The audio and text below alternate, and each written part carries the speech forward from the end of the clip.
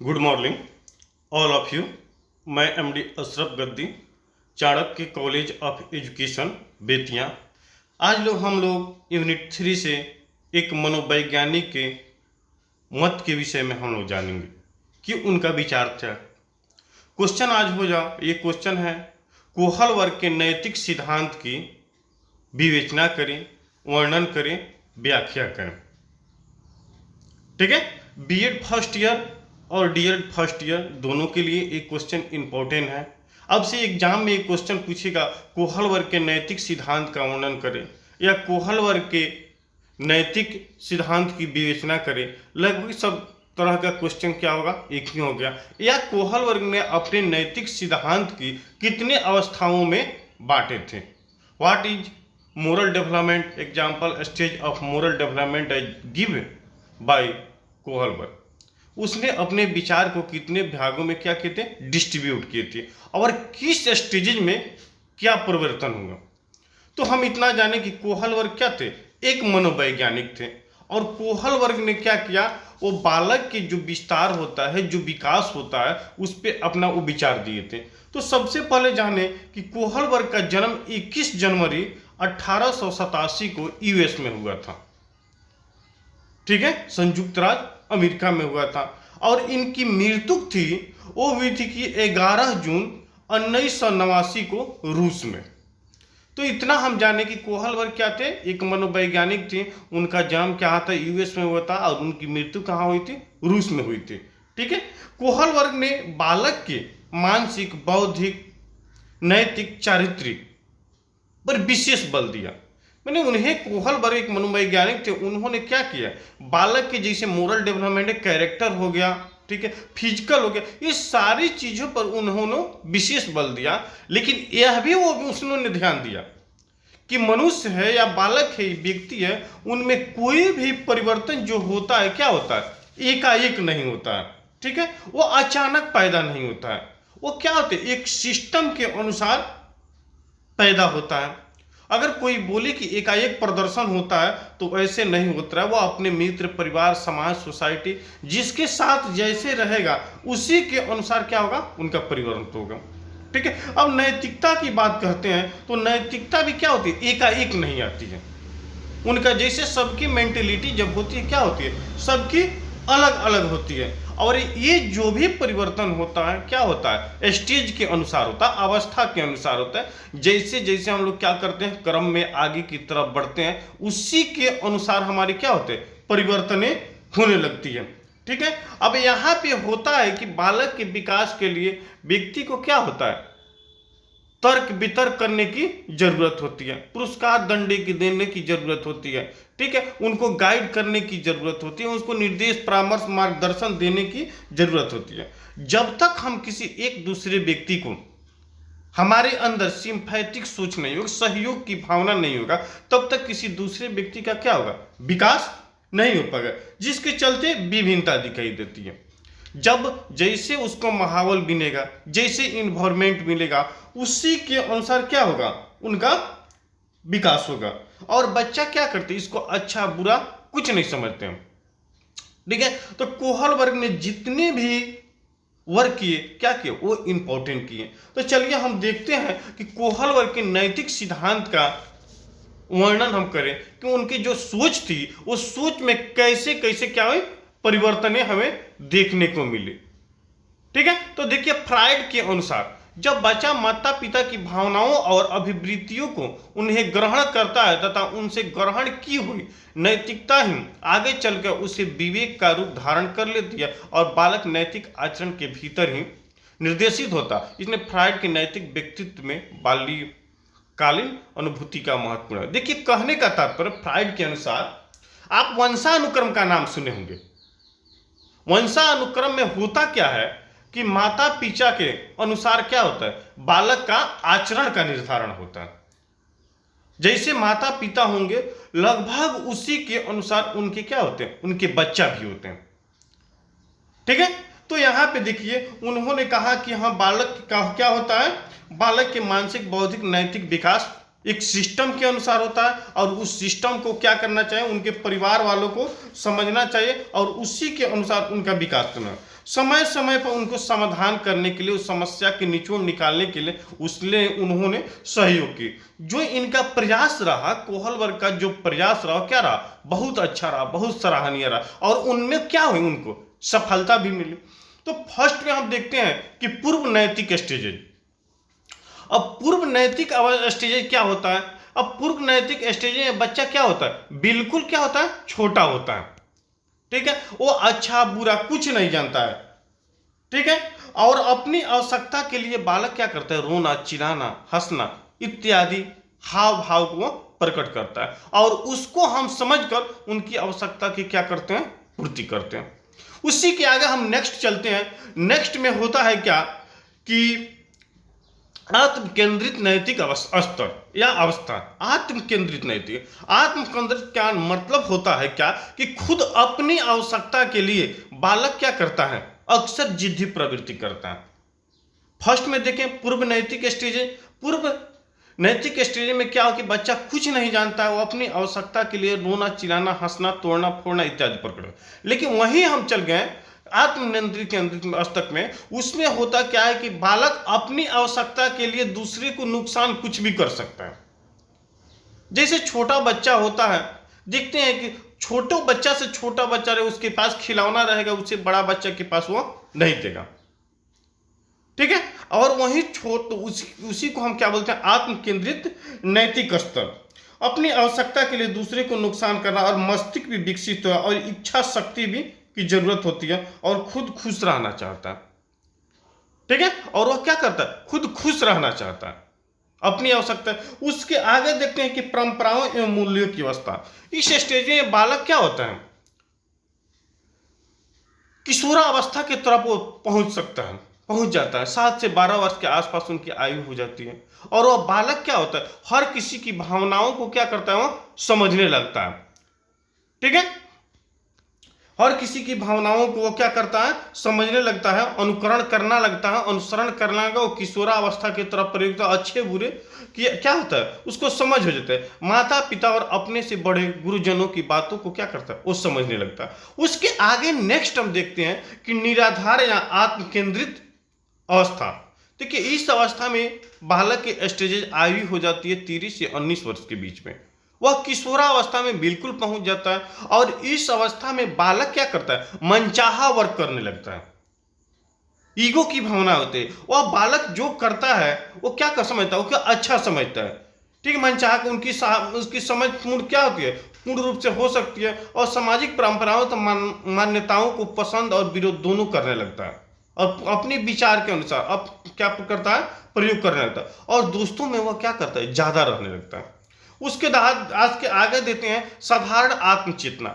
जब बालक किशोरावस्था को प्रवेश करता है, एडोलेसेंस अवस्था की प्रवेश करता है, तो जब उस स्टेजेज में जाता है तो उनकी जो सोच होती है वो सोच क्या होती है, कुछ विकसित हो जाती है, कुछ परिपक्व हो जाती है और वह परिपक्वता के आधार पर वर्क करना। तो इसका यहाँ पे ये उनके क्या होते हैं, 21 वर्ष से प्रारंभ हो जाती है, परिपक्वता आने लगता है और तर्क वितर्क के साथ नैतिक चारित्रिक विकास पूर्ण रूप से हो जाती है, आदर्श की भावनाएं हो जाती है और इस अवस्था में बालक क्या करता है, अक्सर अच्छाई के प्रति वर्क करने लगता है, ठीक है। इसी का एक पार्ट है आज्ञा एवं दंड की अवस्था, stage of order and punishment.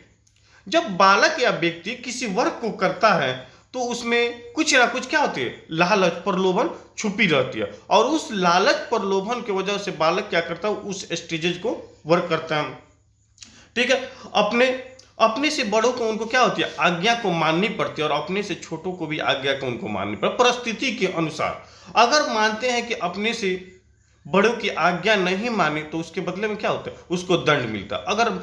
अगर मान भी गए तो उसके बदले में क्या होते हैं, उनकी प्रशंसा मिलती है। उसी के आगे देखिए अहंकार की अवस्था लिखा है, स्टेजेज ऑफ ईगो।